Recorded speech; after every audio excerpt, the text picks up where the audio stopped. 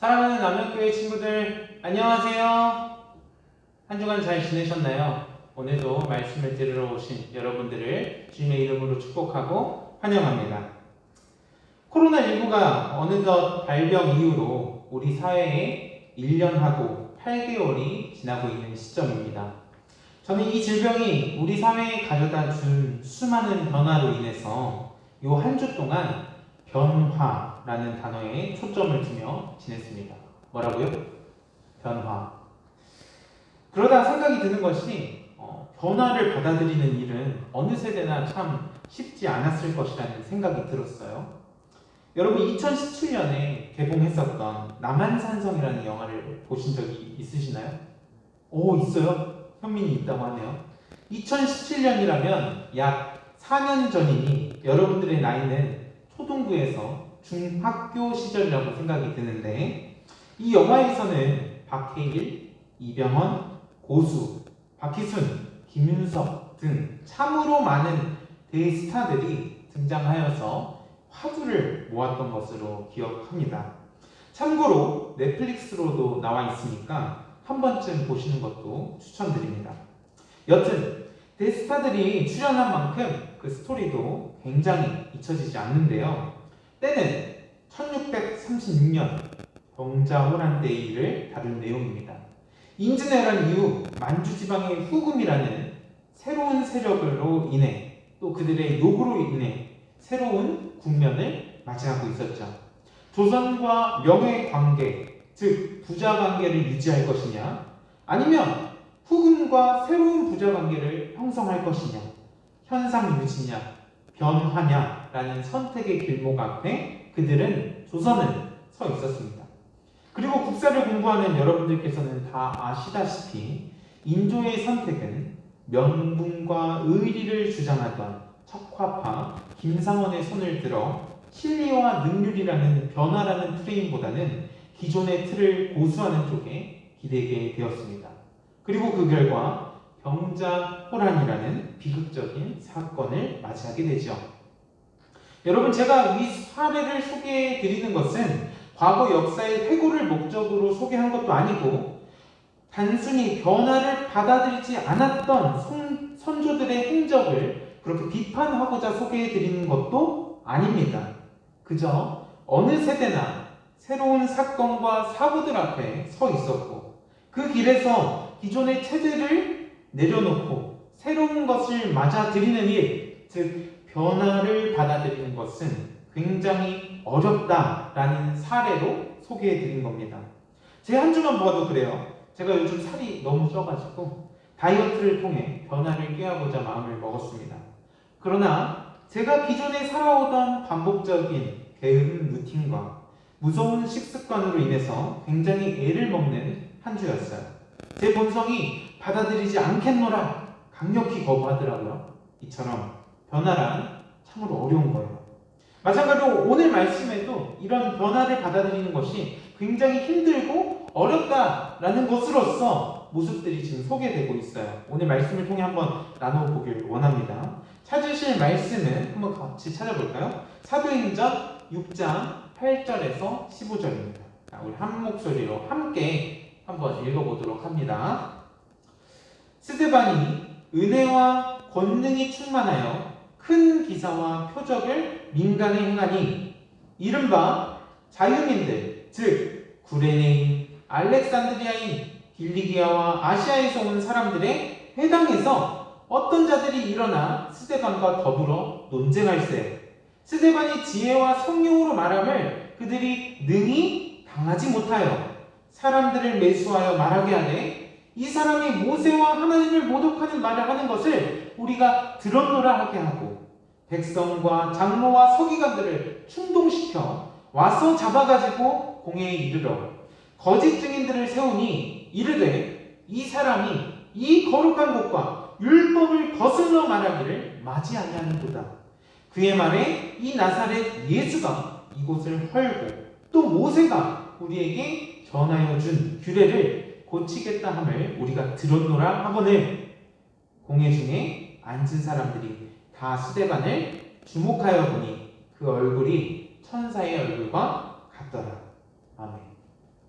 여러분 오늘 말씀에 주된 인물이 나오죠. 누굽니까? 바로 스데반이라는 사람입니다.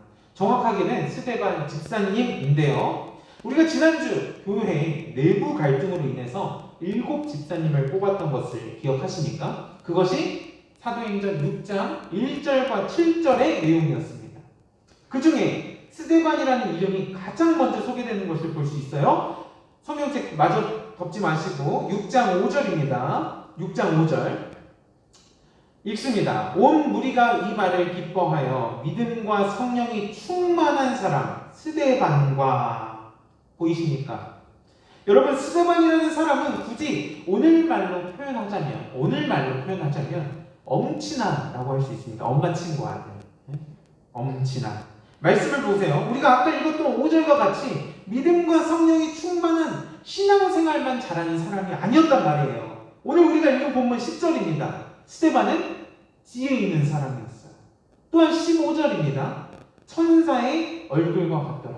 굉장한 미남이었다는 것을 짐작해 볼 수 있죠. 그야말로 완전한 교회 오빠, 엄친아, 모든 수식어가 아깝지 않을 정도의 인물이었다는 것을 우리는 지금 추측해 볼 수 있어요. 이렇게 뛰어난 인물이 오늘 8절과 15절 사이에 무슨 일을 겪었냐고 지금 기록하고 있냐면 9절입니다. 제가 읽어드릴게요. 이른바 자유민들, 즉 구레네인, 알렉산드리아인, 길리기아와 아시아에서 온 사람들의 회당에서 어떤 자들이 일어나 스데반과 더불어 논쟁하였어요. 여러분 한마디로 자유민들과 회당에서 지금 논쟁하였다라는 겁니다. 부딪혔다라는 거예요. 자유민들이란 헬라어로 리베르티노스라는 헬라어로 기록되어 있습니다만 왠지 익숙하지 않습니까?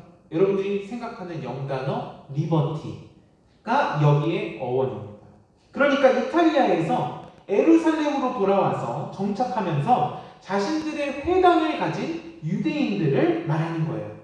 더 정확하게 이 사람들은 사도행전 6장이 지금 기록되기 전에, 쓰여지기 100년 전에 로마의 폼페이라는 장군이 에루살렘 성전을 파괴시키고 약탈하는 과정에서 많은 사람들을 노예로 끌어간 적이 있거든요.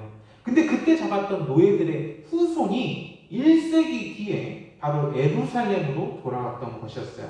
그래서 그들을 자기 스스로를 로마로부터 해방되었다, 자유하게 되었다 라는 의미에서 그들 스스로를 자유민이라고 이름 붙인 겁니다.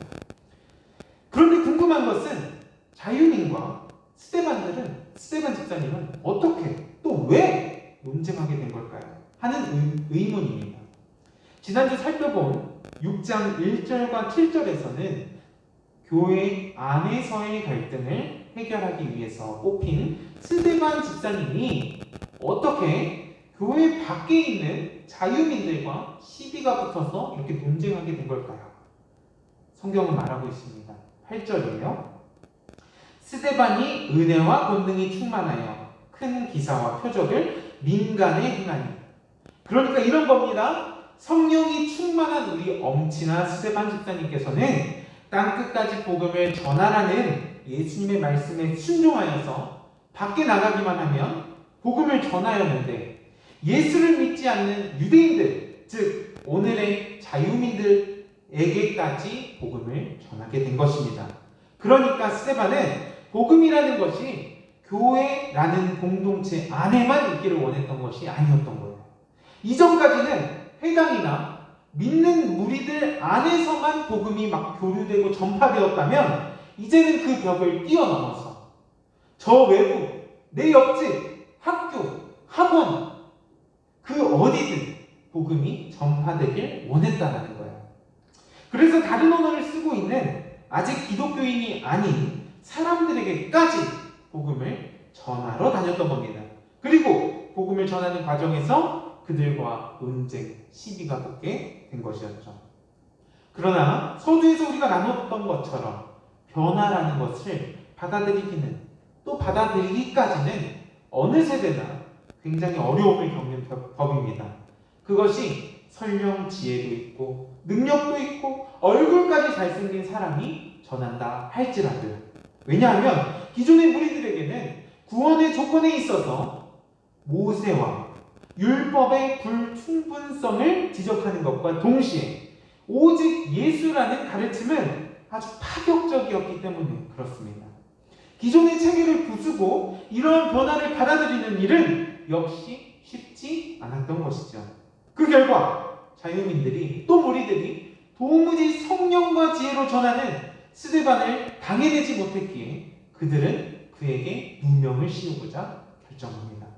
무리를 충동시키고요, 또 선동시켜서 스데반을 체포하는 데 이르지요.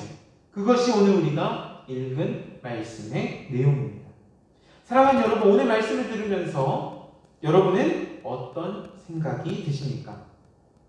저는 오늘 말씀을 읽으면서 이런 궁금증이 들었어요. 왜 누가는, 사도행전을 기록하였던 사도 누가는 이 스데반의 논쟁과 체포를 이렇게 깊이 있게 다루고 싶어하는 걸까? 혹시 그가 체포된 사건이 그저 변화라는 것을 받아들이지 못한 기존의 자유민들의 무지와 그 공동체를 비판하고자 하는 목적으로만 다루고 있는 걸까? 만약 그런 의도였다면 스데반을 체포한 이들의 비극적인 결말을 소개하거나 그들의 태도에 대한 비판의 코멘트가 딸려오는 것이 자연스럽습니다. 그러나 성경은 그 결말을 이렇게 정리하고 있어요. 놀랍게도 15절입니다. 공회 중에 앉은 사람들이 다 스데반을 주목하여 보니 그 얼굴이 어떻다고요? 천사의 얼굴과 같더라. 여러분, 이것은 누가의 반응이 아니라 바로 스데반을 잡아온 자들의 반응입니다. 원수들의 목전에서 비춰졌던 스데반의 얼굴이 천사의 얼굴이었다라고 서술하는 것은 우리로 하여금 큰 충격을 주지 않을 수 없습니다. 사랑하는 여러분, 도대체 하나님께서는 스데반의 체포라는 이 장면을 통해서 무엇을 말씀하고 싶으신 걸까요? 그중 한 가지를 여러분과 나누고 싶습니다. 우선 저는 스데반이라는 사람이 오늘 본문 속에서 보인 기사와 표적, 지혜, 천사의 얼굴과 같은 묘사가 결코 그가 처음부터 가지고 태어난 본연의 능력이 아님을 단언할 수 있습니다. 그 이유는 말씀이 이를 분명히 밝히고 있기 때문입니다. 8절입니다. 스데반이 은혜와 권능이 충만하여. 그러니까 은혜와 권능은 하나님으로부터만 기인되는 겁니다. 그리고 우리는 쉽게 이를 한 단어로 줄여서 구원이라고 요약할 수 있습니다. 여러분, 하나님을 아는 것이 구원이라고 합니다. 그렇습니다. 스데반이라는 일개 우리와 같은 사람이 이러한 표적과 기사를 볼 수 있었던 이유는 그가 특별했던 것도 아니고 그가 엄친아였기 때문에도 아니고 그가 구원받았기 때문에 그렇습니다. 그래서 사도행전 6장 8절과 15절에서 보인 스데반의 사역은 구원으로 인한 능력과 권능이었고 구원으로 인한 표적과 기사였고 지혜였던 겁니다. 사랑하는 여러분, 그 구원이 누구입니까? 바로 예수 그리스도입니다. 사랑하는 여러분, 만약 우리의 삶 속에 이 구원이라는 사건이 또 그 단어가 지금 단순히 일주일 안에 교회에 오는 주일의 모습으로만 머무른다면 여러분은 오늘 이 사건의 본질을 모르는 겁니다. 단순히 구원이라는 이 두 글자가 죽기 전에만 유효하다는 것에서만 그치고 이해하고 있다면 여러분들은 오늘 이 본문을 더 집중해서 보셔야만 합니다. 구원은 단순히 교회 안에서만 적용되는 어떤 신앙의 영역이 아니라 지금 삶 속에서 영향력 있게 발휘되는 어떤 것이라고 누가는 소개하고 있는 겁니다. 오늘 말씀을 다시 보세요. 스데반이 구원받은 것에 그대로 감사하며 일주일 동안 내 맘대로 살다가 주일에만 아멘 아멘 거리지 않았다는 겁니다. 인생을 살며 중요한 순간에 그는 하나님께 매달렸습니다. 그 결과로 표적과 기사를 행할 수 있었던 겁니다. 위기의 순간에 기도하였더니 세상이 감당할 수 없는 지혜를 주시는 것을 지금 오늘 본문은 소개하고 있지 않습니까? 정리하면 구원의 결과로 표적과 기사가 일어난 것입니다.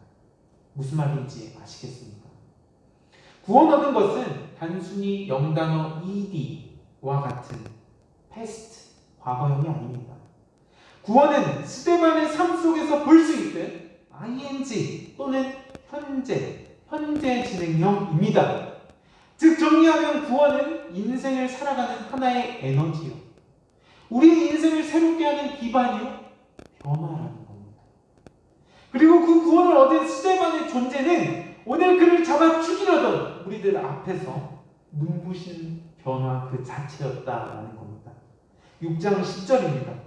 너무 눈부셨기 때문에 세상은 그를 체포하여 가둬야 했을 정도였고 자신들이 너무 어리석었기 때문에 스데반의 지혜를 막기 바쁠 정도에 지나지 않았습니다.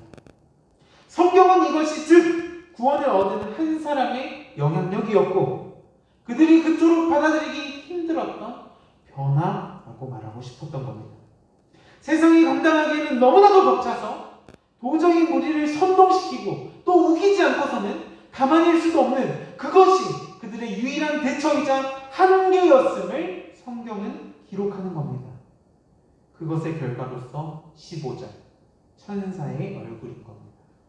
다시 말해 사리와 온갖 거짓말과 함정으로 그를 죽이고자 모여있는 그 공회와 우리들 앞에서 천사의 얼굴이라고 묘사되고 있는 겁니다. 사랑하는 여러분, 저는 계속해서 오늘 말씀을 통해 역설해드리고 싶은 것은 또 상기시켜드리고 싶은 것은 우리가 예수를 믿음으로 구원받음이 또 구원 얻음이 단순히 과거 사건이 아님을 나누고 있는 겁니다.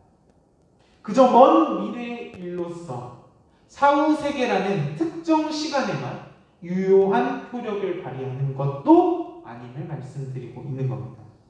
오늘 말씀을 보며 오늘날의 세상을 한번 돌아보실까요? 우리나라 안에 과연 뛰어난 지식인들이 없어서 지금 코로나19를 이겨내지 못하는 것이 아닙니다. 엄청난 실력과 기술들이 없어서 세대 간의 갈등을 극복하지 못하고 오늘날의 사회 문제들을 해결하지 못하는 것도 아닙니다. 우리나라 국민들 수준을 보세요. 대부분 대졸이에요. 고학력자입니다. 그러나 문제는 지혜가 없는 겁니다. 능력이 없는 겁니다. 하나님이 주시는 그 지혜와 능력은 누구입니까? 예수입니다. 세상의 지혜가 아니라 하나님의 지혜인 예수를 만나고 예수를 믿음으로 보게 되는 세상, 식견, 그 지혜만입니다. 그러나 안타깝게도 오늘날 우리가 스데반과 같은 능력과 또 그의 사역에 공감이 되지 않는 결정적인 이유는 우리마저도 예수를 믿음으로 얻어지는 구원이라는 변화를 받아들이기 힘든 것은 아닐까 싶습니다.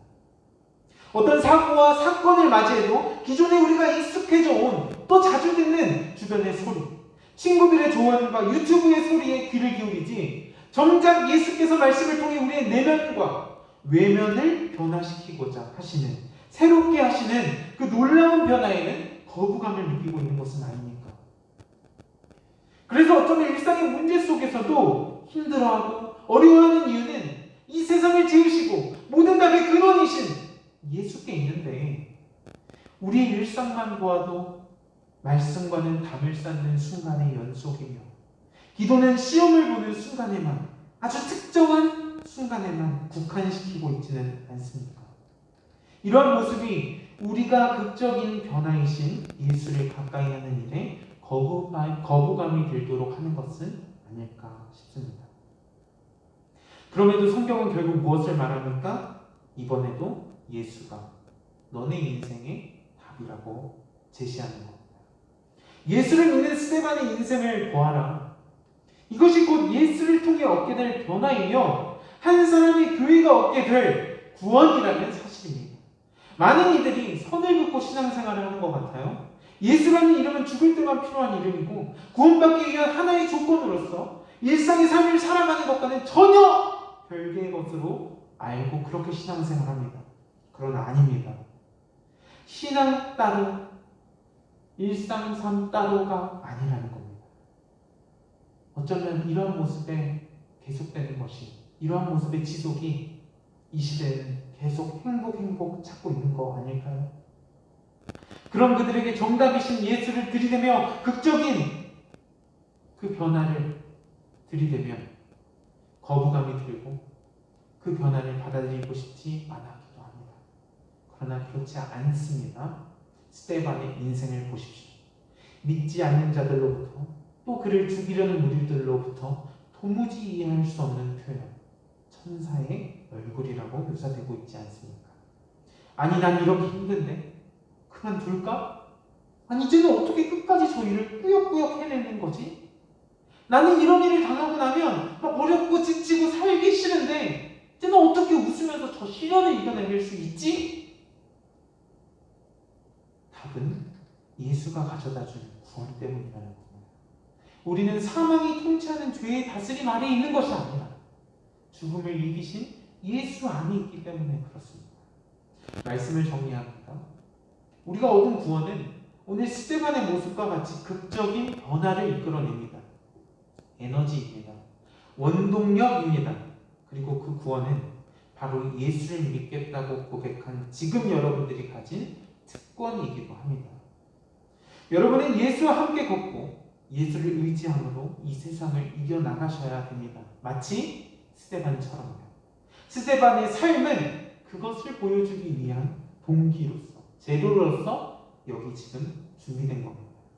오늘 말씀을 부디 마음에 새기시길 바랍니다. 우리가 주 예수를 믿음으로 얻은 이 구원에 대하여 그것을 막고자 세상은 체포하고 감옥에 가두고 죽이고 별짓을 다하지만 결과적으로 오늘날 하나님의 질서인 교회가 세워지는 것을 막을 수 없었고 한 사람이 전격적으로 변화되고 치유되는 것을 막을 수 없었습니다. 그 근거와 모습을 보이기 위해 오늘 주님께서는 스데반의 사역과 모습을 자세히 기록하고 계시는 것이고 오늘 믿음을 가진 구원 얻은 성도들이 신자들의 삶도 이와 동일한 능력이 있음을 보여주고 싶었던 겁니다. 사랑하는 여러분, 감사히도 우리는 이 구원을 얻은 자들입니다. 위대한 십자가의 복음으로 빚어진 이 구원을 얻은 자들이라는 겁니다. 그리고 오늘 말씀과 같이 구원 안에는 세상이 가질 수 없는 지혜가 있다고 합니다. 세상을 이길 능력과 권능이 있다라고 서술되고 있습니다.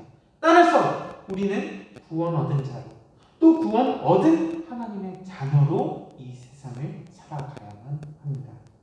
혹시 그동안 교회에 나오는 것이 나에게 무슨 도움이 되는지 모르겠다고 생각이 들곤 하셨습니까? 그동안의 신앙생활을 하며 구원이라는 그 단어에 혹시 오해하고 계셨습니까? 오늘 말씀을 보세요. 구원이라는 변화는 한 사람의 내적인 변화에서만 그치는 것이 아니라 이것이 사회에서 얼마나 큰 영향력을 가질 수 있는지 말입니다. 구원이신 하나님께 더 가까이 나아가야만 합니다. 그가 여러분께 세상이 줄 수 없는 지혜와 능력을 더하실 것입니다. 피난처 되시는 하나님께 매달려 보십시오. 여러분의 상황을 가장 잘 아시는 그분께서 그 상황을 이겨낼 힘을 주실 것입니다. 문제가 진로입니까? 미래입니까? 여러분들의 인생을 계획하시고 한 사람도 버리지 않으시는 하나님께 말씀 보고 기도라도 한번 해보십시오. 오늘 이 땅 위에 교회를 세우시고 스데반을 사용하신 것처럼 가장 선하시고 세상이 생각지도 못할 은혜의 길로 인도하실 것입니다. 믿는 사람들만 아멘. 큰 소리로 믿는 사람들만 아멘. 믿는 사람들만 아멘. 기도하겠습니다. 사랑과 은혜가 풍성하신 하나님 아버지 감사합니다. 오늘 말씀을 통하여서 스데반 이야기를 다루게 하시고 또 그 스데반의 이야기 속에서 우리가 누리는 구원에 대하여서 예수가 우리에게 주시는 그 놀랍도록 허락하시는 능력과 지혜로서의 변화로서 하나님 말씀을 깨닫게 하시고 나누게 하심에 감사드립니다. 하나님 우리는 구원받은 자들입니다. 구원 얻은 자들입니다. 하나님 이 구원은 교회 안에서만 또는 내 신앙의 울타리 안에서만 한정되고 국한되는 것이 아니라 세상에도 영향력을 끼칠 수 있을 엄청난 힘과 능력과 지혜라는 것을 보게 하시니 감사드립니다. 하나님 우리 학생들이 또 우리 선생님들이 우리 모든 고등부 구원 얻은 자로서 오늘 이 구원의 의미에 대해서 더욱 생각하게 하시고 묵상하게 하시고 주님과 함께함이 정말 기쁨이라 주님과 함께함이 내 얼굴에서도 드러날 수 있도록 스데반의 얼굴에서 비춰졌던 것처럼 천사의 얼굴과 같이 세상이 우리의 모습을 통하여서 그 놀라우신 하나님을 바라볼 수 있도록 하나님 이 한 사람 한 사람 가운데 함께 하시며 놀라운 은혜와 능력과 지혜로서 함께하여 주시옵소서. 감사드리며 예수님의 이름으로 기도하옵나이다. 아멘.